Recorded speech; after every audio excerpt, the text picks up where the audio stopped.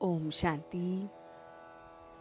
आज 14 मई 2021 है और हम सभी इस डिवाइन डेली न्यूज़पेपर को, जिसे हम मुरली कहते हैं या आत्मा की पढ़ाई कहते हैं, उसके वरदान और स्लोगन को लेके आए हैं अपनी प्रैक्टिकल लाइफ में इम्बाइब करने के लिए। तो आज का जो स्लोगन है वो है, श्रीमत की लगाम मजबूत है तो मन रूपी घोड़ा भाग नहीं सकता। आइए इसे समझते हैं कि श्रीमत की कौन सी वो लगाम है और किस तरह से मन हमारा इधर उधर दौड़ता है। तो मन कभी कभी हमारा किन किन चीज़ों में दौड़ता है, पहले उसे हम गहराई से समझ लेते हैं। तो मन दौड़ता है संबंधों में, मन दौड़ता है पिछली बातों में, मन दौड़ता है आगे होने वाली बातों में, मन दौड़ता है किसी पर्टिकुलर सिचुएशन में, मन दौड़ता है अपने ही संस्कारों में, मन दौड़ता है किसी भी बात पे व्यर्थ के चिंतन में, मन दौड़ता है अनेकों तरह से किसी न किसी उलझनों में। तो इन सभी बातों में जब हमारा मन दौड़ता है तो हमें उस पर श्रीमत की लगाम कौन सी देनी है। जब संबंधों में मन दौड़े तो सर्व संबंध उस परमात्मा के साथ लगा लेने चाहिए, और ये लगान जब हम लगा देते हैं तो ये जो लगाम है ये हमें मन के घोड़े को मजबूत करती है। इसका अर्थ है, अगर हमारा किसी व्यक्ति में या किसी भी तरह से व्यक्तियों में मन उलझ रहा है, उन्हें ऐसा करना चाहिए, वो ऐसा क्यों नहीं करते हैं, ये संबंध में ये कमी है, ये संबंध इस तरह से होना चाहिए। जब हमारा मन इन बातों में उलझता है तो सोच लीजिए कि आपको लगाम जो देनी है वो है परमात्मा के सर्व संबंधों की लगाम। जिस भी लगाव की तरफ आपका मन उलझ रहा है उस संबंध को परमात्मा से जोड़ देना है। अगर आपका मन मित्र की तरफ से थोड़ा सा चिंतित है तो आप परमात्मा को अपना मित्र बनाइए। अगर पिता की तरफ से या माता की तरफ से तो उसे माता पिता बनाइए।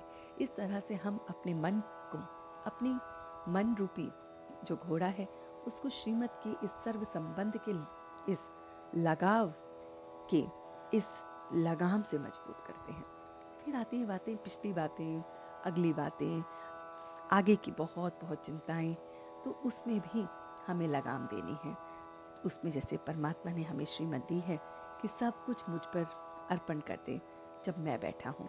तो बस इस बात को कितनी प्यारे तरीके से हम जितना इसे समझेंगे कि परमात्मा बैठा है, वो सब करने के लिए बैठा है, मुझे किसी बात की कोई चिंता नहीं करनी, बस मुझे उसे याद करना है और उसे सरेंडर करना है।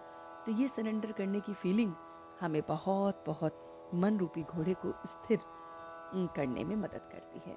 तो बस अपनी श्रीमत के हिसाब से जब हम चलते हैं, उससे बातें करते हैं, उससे सर्व संबंध निभाते हैं, अपनी शक्तियों को देखते हैं, अपने ट्रू संस्कार को देखते हैं, अपने ट्रू क्वालिटीज़ को देखते हैं, तो हमारे अंदर वो सारी शक्तियाँ, वो गुण नज़र आने लगते हैं और फिर हमें अपने अस्तित्व का पता चलता है और वही अस्तित्व हमें इस मन के घोड़े को काबू करने में मदद करता है।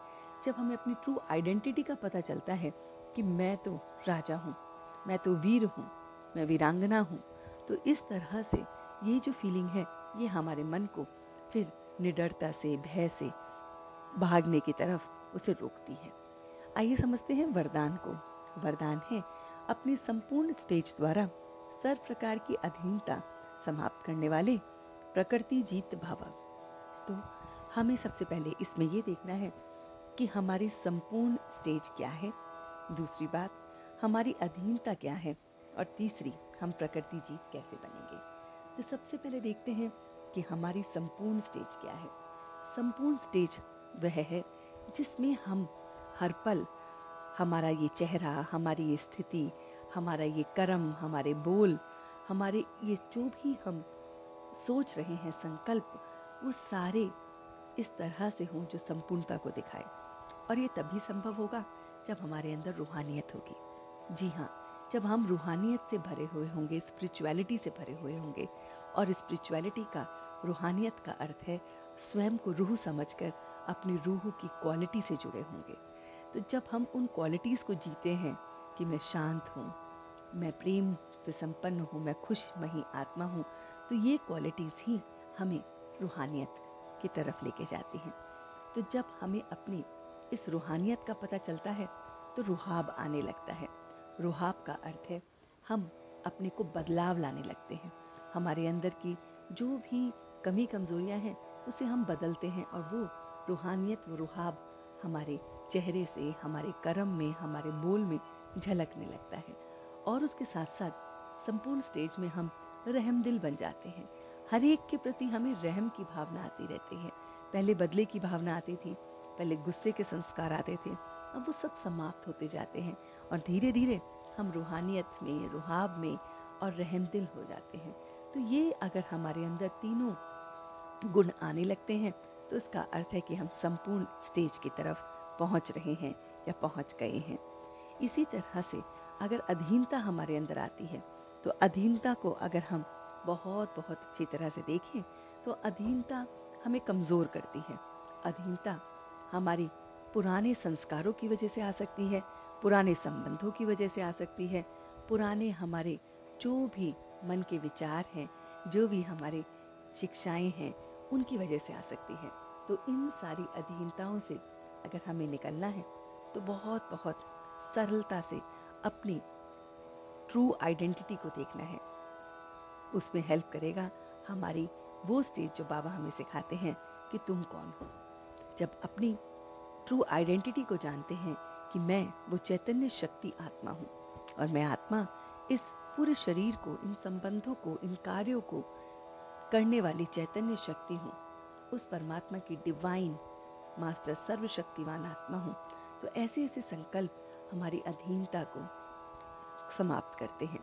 और फिर हम धीरे धीरे जब संपूर्णता की तरफ जाते हैं तो प्रकृति के ऊपर भी हम अधिकारी बन जाते हैं और प्रकृति जीत बन जाते हैं। फिर प्रकृति की तरफ भी हमारे मन और विचार नहीं चलते और उस पर हम जीत पाते हैं। तो इस तरह से आज अपने स्लोगन और वरदान को और गहराई से समझते हैं। तो सबसे पहले हमें ये बात समझनी है कि हमें श्रीमत पर चलना है, अपने मन रूपी इस घोड़े को उसकी श्रीमत अनुसार लगाम से कसना है। जैसे ही उसे हम दौड़ने से मना करते हैं, हम रूहानियत को, रुहाब को और रहमदिलता को अपने अंदर महसूस करते हैं, संपूर्णता को महसूस करते हैं, अधीनता समाप्त हो जाती है और हम बहुत बहुत प्रकृति जीत और बहुत बहुत उल्लास से अपने पूरे दिन को व्यतीत करते हैं। तो आज पूरे दिन हम इन दोनों बातों को बहुत आसानी से, गहराई से अपनी जिंदगी में उतारेंगे और देखेंगे कि हम ना तो किसी के अधीन हैं, हम कंप्लीटली संपूर्ण हैं और हम बहुत बहुत प्रकृति पर भी जीत पाने वाले, इस मन के घोड़े को भी लगाम लगाने वाले ऐसे चैतन्य शक्ति आत्मा है। तो इन बातों को आज पूरे दिन हम अपने जहन में याद रखेंगे। ओम शांति, ओम शांति, ओम शांति।